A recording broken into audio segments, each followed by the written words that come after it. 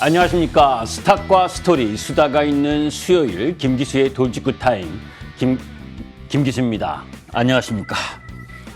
자, 내일이 5월 5일 휴장이지요. 어린이날이고 그런 부분이어서 저도 마음이 들뜬모아입니다. 그래도 주식을 시작을 해야죠. 우리가 치망설존이라고 하고 또 우생마사라는 한자성어를 여러분들은 알고 계실 겁니다. 사실 보게 되면 똑같은 의미인데 사실은 말이 헤엄을 잘하죠.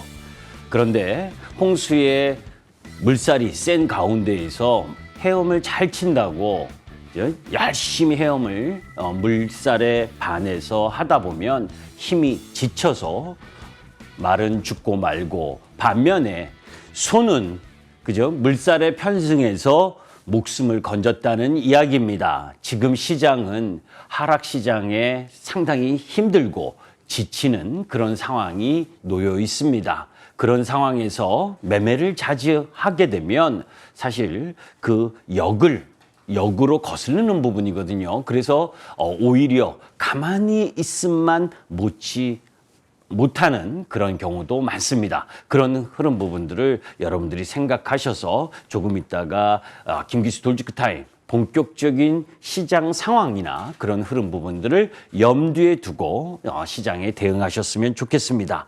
자, 노란톡에 대한 간단한 설명을 드리도록 하겠습니다. 잠시 후에 샵 0988 그죠? 거기에 이제 김기수 문자 전송하시거나 오른쪽에 QR코드를 찍으시면 김기수와 함께 의사소통할 수 있는 부분이 있습니다. 자, 본격적으로 김기수 돌직구 타임 시작하도록 하겠습니다.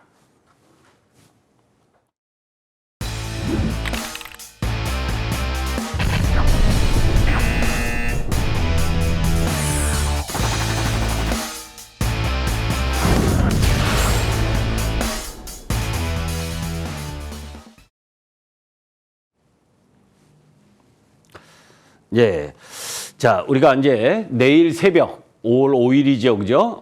새벽, 우리 시간으로 새벽 3시쯤에 FOMC 결과가 나옵니다. 지난주에 이미 여러분들께 말씀을 드렸죠. 그죠? 5월 달에 0.5bp 인상할 거다. 그리고 6월 달에 0.75bp 인상 확률이 높다. 그래서 연내에 3%에서 3.25%까지 금리가 인상될 가능성이 높다. 이런 이야기를 많이 하죠. 자, 여하튼 이런 부분과 흐름 때문에 우리 시장 전체적으로도 관망하는 심리가 강했고, 또 이번 주는 중국이 오늘까지 휴장, 그리고 또 일본도 오늘 휴장이었죠. 그런 가운데에서 우리 시장만 고스란히 일주일을 이 불확실성에 놓여 있는 구간에서 정말 지친 흐름 부분들이 진행됐습니다.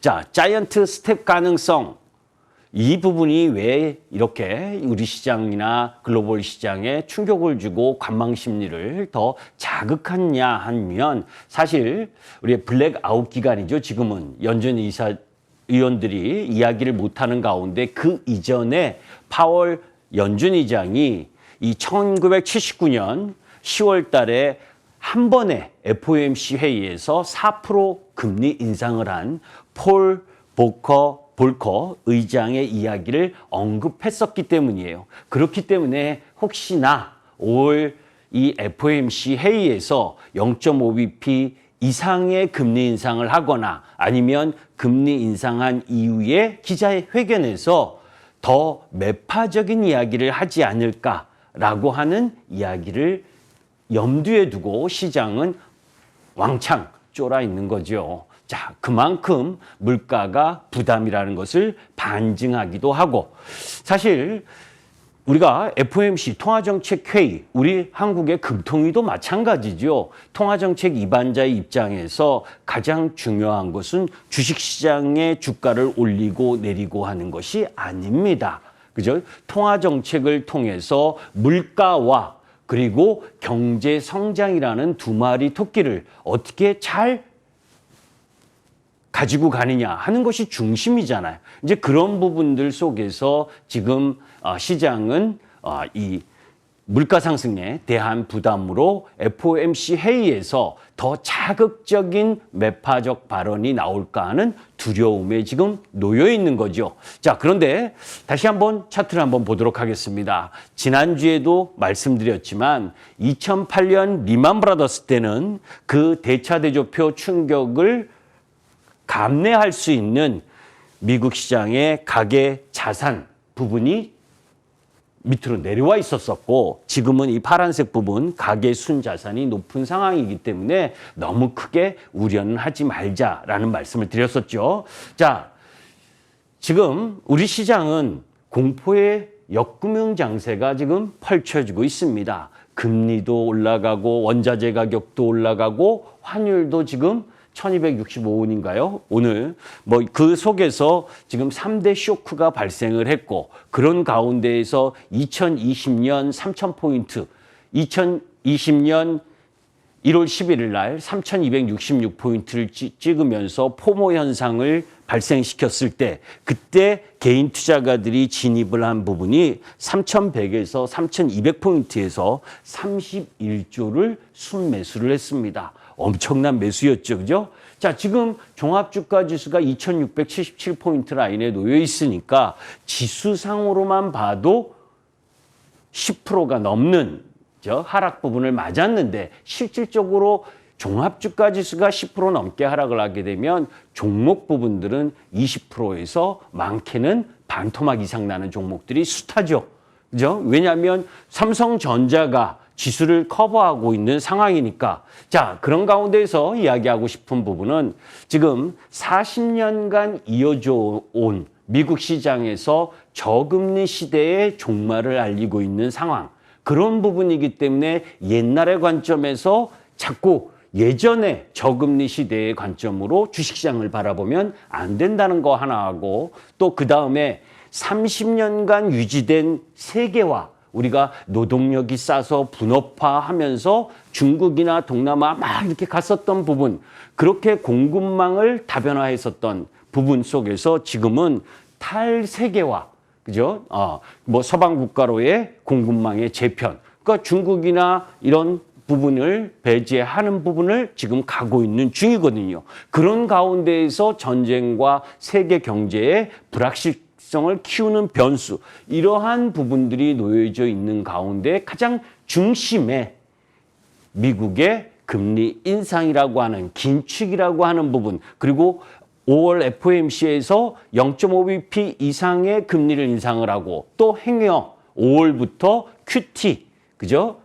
양적 축소를 시작하는 것이 아니냐 하는 두려움, 이런 부분들이 작용을 하고, 그런 부분들이 행여 너무 심하게 빠른 속도로 진행되면 경기 침체에 걸릴 수 있다는 우려, 이런 것까지가 지금 미국 시장에 본격적으로 반영된 흐름이거든요. 그런 가운데 푸틴은 사실 저는 지난 3월 부분에 러시아의 힘이라면 어떻게 하든 우크라이나와 관련돼서 5월 9일, 그죠? 2차 세계대전 승전일이었었던 5월 9일 정도면 종료가 되지 않겠느냐라고 봤는데, 지금 보게 되면 뭐 전혀 휴전이나 종전이 될 가능성이 거의 없는 상황이죠. 그런 가운데 어제는 또 서방 국가에 대한 보복 경제 제재를 푸틴이 발표하고, 전체적으로 뭐 전승절인 9일에 오히려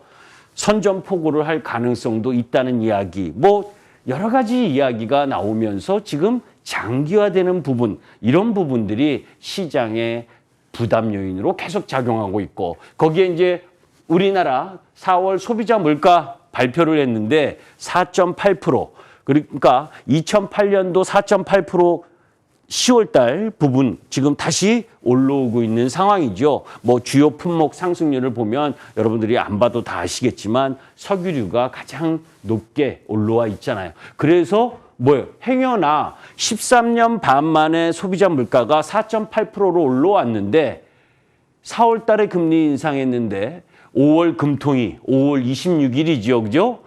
금리 인상을 또 연속으로 하는 것이냐 아닐까 하는 우리 시장만의 또 두려움도 함께 갖고 있는 시장이다 보니까 금융 장세는 가고 역금융 장세가 지금 진행되고 있는 모습이다. 그런 가운데 4월 한국 수치를 보시면 3월 달 3월 634억 달러에서 576억 달러로 소폭 줄었고 또 전년 대비로 보게 되면 전년 512억 달러인데 지금 576억 달러니까 그나마 수출은 견조한 흐름을 보여주고 있는 겁니다. 수입 역시 마찬가지고 그런 가운데에서 무역 수지는 26억 6천만 달러 적자인 상황을 가지고 오고 있고 자, 뭐니 해도 이제 사실 어제 뭐 110대 과제에 대해서 뭐 윤석열 당선자의 그 정책적 과제에 대한 이야기가 있었죠. 사실 이 돌직구 타이밍에서 그와 연관된 내용 부분, 뭐 우주 항공청을 건설했기 때문에 뭐 이 방산 쪽을 보셔야 된다. 그리고 반도체와 관련된 부분, 뭐 이미 일정 정도 나왔었던 부분을 종합해서 만들었는데 그런 가운데 한미 정상회담이 5월 20일에서 21일까지 놓여져 있습니다. 그런 가운데에서 이제 우리가 지켜봐야 될 부분 중에 하나가 미국 주도하는 인도 태평양 다자 경제 프레임워크 IPEF를 가입을 요구할 것이냐. 저는 이 CPTPP 그러니까 환태평양 경제 동반자 협정 가입보다 이 IPEF 가입을 더 요구할 가능성이 높다라고 보는데 그런 부분들이 이제 반중, 대중 관계 설정에 우리나라 부분이 어떻게 할 것이냐 하는 부분들 이런 부분들은 사실 경제적으로 중요한 부분이니까 어떻게 되는지를 예상도 하고 또 그 정책 부분이 결정이 되는 거를 또 시장에 반영하는 부분으로 봐야 되기 때문에 좀 복잡하죠. 여하튼 반도체 부분에 있어서 미국에서는 계속 자국 내의 반도체 부분을 더 건설하기를 원하고 그런 부분을 준다면 그죠?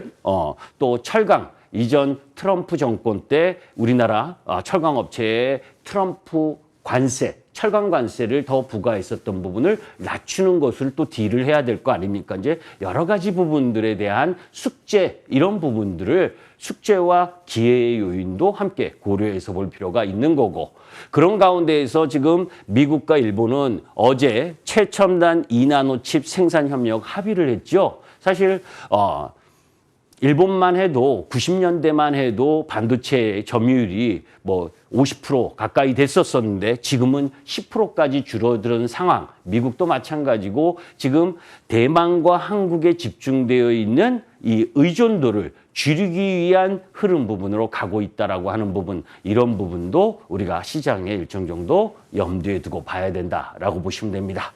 자, 이제 그런 가운데에서 중요한 건 2022년 주요 증시 하락률을 한번 비교를 해보자고요.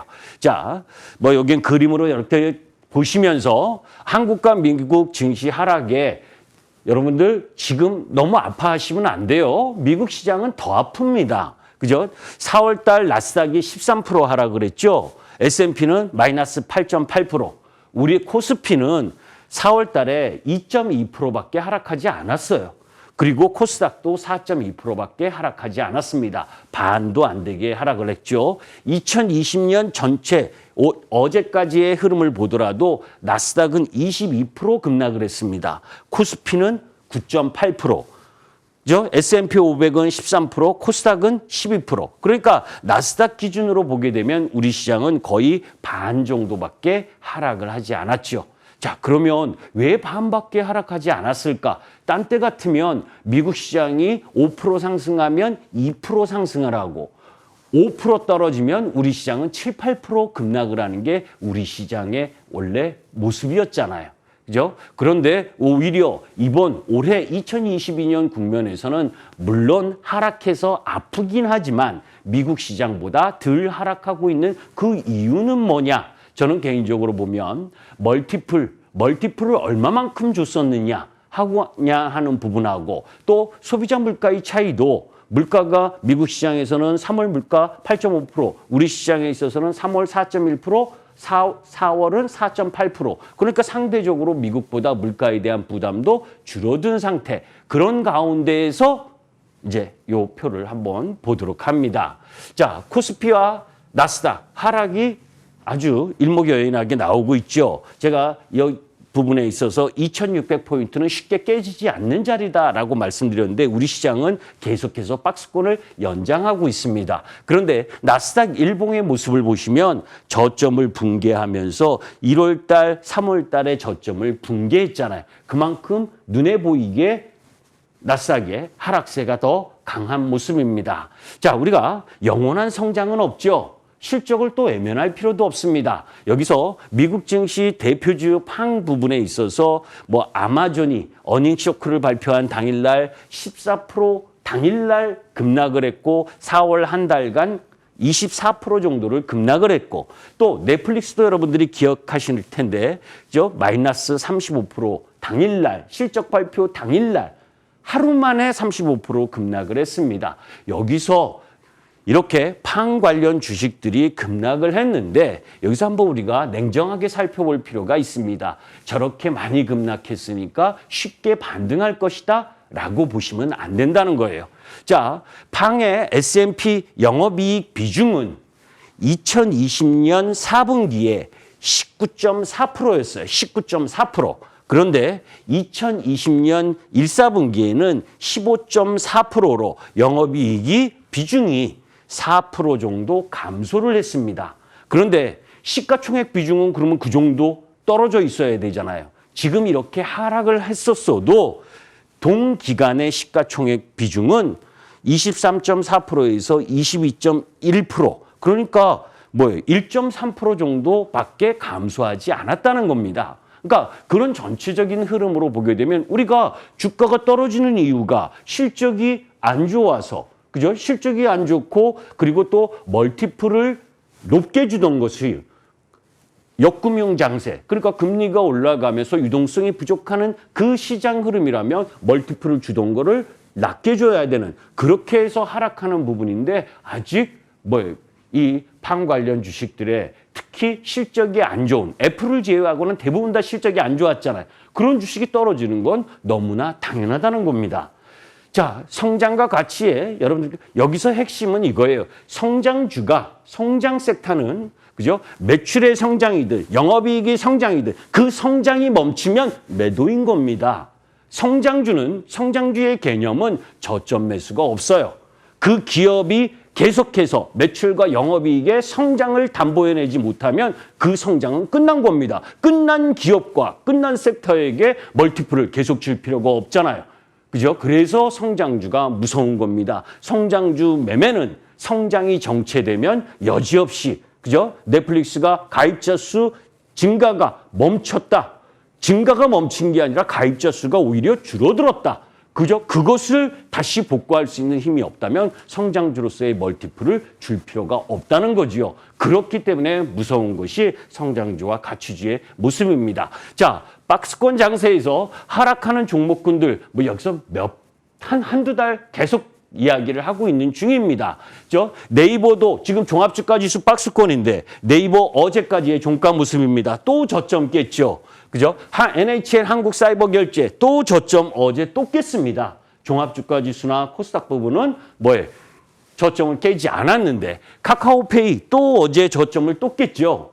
그죠? 계속해서 내려오고 있고 컴투스도 게임주 어제 또 저점을 또 깼습니다. 이렇게 시장보다 더 멀티플을 많이 제공받았던 종목 부분들은 정말 저점이 어딘지 계속 하락하고 있는 상황이죠. 자, 코스피퍼 1년 새 반토막이 냈습니다. 그러면 지금 시장에 이 도표, 여러 가지 이렇게 도표가 쭉 있는데 한마디로 얘기하면 우리나라는 그죠? 우리나라는 선진국에 비해서도 기본적으로 절대적으로 높게 평가받은 적이 없어요. 하다못해 이머징 마켓인 인도나 태국 이런 나라들보다도 절대적으로 낮게 평가를 받고 있었던 상황입니다. 오늘 여러분들 점심시간에 북한에서 탄도미사일 발사하고 그랬잖아요. 그죠? 그런 지정학적 리스크를 포함해서 여러 가지 요건 때문에 항상 저평가를 받았었던 부분. 그죠? 그런 부분이기 때문에 미국 시장의 하락 부분 그 속에서 멀티플을 많이 줬었던 섹터 부분들을 그게 이제 비대면 관련주, 코로나 때문에 올랐었던 그 섹터들 부분이 지금 급락한 거지 사실 여타 종목 부분에 있어서는 그렇게 멀티플을 많이 줬었던 게 아닙니다. 사실 순이익 개념으로 보면 2020년에 그죠? 코스피 부분에 봤을 때 순이익이 80조였는데 2021년에 182조입니다. 이만큼 순이익이 증가하면 시가총액이 증가하는 게 맞고 종합주가지수가 올라가는 게 맞는 거예요. 그죠? 그런데도 불구하고 지금 우리 시장은 작년에 PBR 1.3배였는데 지금 현재 PBR 1.1배 정도 수준. 그러니까 행여나 FOMC 회의에서 그죠? 멀티플을 더 축소할 수밖에 없는 긴축의 이야기가 나온다 하면 한 번 정도 더 맞는 위치이고 그렇다면 그 속에서 멀티플을 많이 주지 않았었고 실적이 양호했었던 종목 부분을 매수를 하시면 된다. 왜? 한국은 컨센서스를 상회하는 1분기 기업들의 실적이 발표되고 있다는 겁니다. 실적이 안 좋은 건 떨어지는 게 맞는 거고 실적이 좋은 건 올라가는 게 맞는 건데 그죠? 1, 4분기 실적의 컨센서스 상회 비율이 59.3%인데 이것이 2, 4분기까지 이어질 것이냐? 여러분들 1, 4분기 실적 양호하게 나온 종목군 중에서도 더 올라가는 종목이 있고 실적이 양호한데도 불구하고 내려오는 종목이 있습니다. 왜? 1, 4분기 실적이 좋았는데 이것이 2, 4분기까지 이어질 것이냐? 하는 부분들을 또 검증하는 시간, 그 시간이 또 3개월 걸리잖아요. 그런 부분에 기간 조정이 놓여져 있는 겁니다. 여기서 계속 이야기했었던 LIG 넥스원부터 시작을 해서 한국항공우주 계속 고점을 경신하면서 올라갔죠. 그죠? 신고가 경신. 이제 다소 마디에 왔기 때문에 방산 쪽도 기간 조정에 좀 걸릴 수 있는 부분이 있고. 자, 거기에 여러분들 탈세계와 자원의 탈세계와 천연가스 급등. 이거 여러분들에게 세아제 강도 여러분들께 말씀드렸었잖아요. 그죠? 14만 9천 원, 15만 원에서 지금 19만 2천 원까지 급등하는 부분. 이제는 3단 상승이니까 올라가면 비중을 좀씩 축소하는 부분. 원유 QNC, 반도체 소부장 중에 원유 QNC, ISC 이런 유형의 종목 부분들은 그죠? 그 보름 전보다 지금 상당히 크게 상승을 했죠. 자, 해성 DS 오늘은 좀 한 3% 정도 떨어졌나요? 그죠? 조금 더 떨어지면 매수할 구역에 들어오는 쪽이죠. 그죠? 자, 이제 요거를 날짜, 흐름 이런 부분들을 같이 보시면서 하면 됩니다. 또 하나 부분에 있어서는 1분기에 30조 원의 공매도가 나왔어요. 이렇기 때문에 우리 시장의 대형주들이 힘든 겁니다. 그죠? 그런데 지금 공매도 전면 재개인가요? 아니죠. 코스피 200과 코스닥 150 종목 쪽으로만 공매도가 나온 거예요.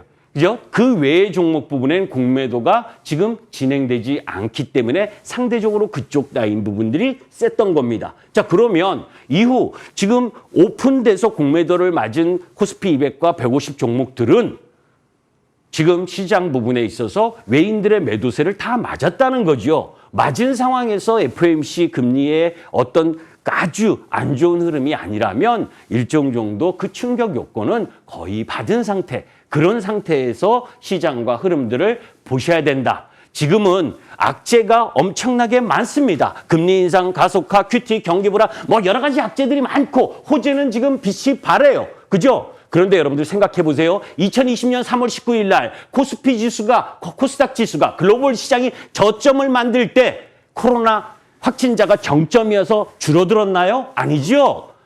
악재가 해소돼서 저점이 나오는 것이 아니라 악재라는 것들이 심하게 시장에 선반영되었을 때 저점을 만드는 겁니다.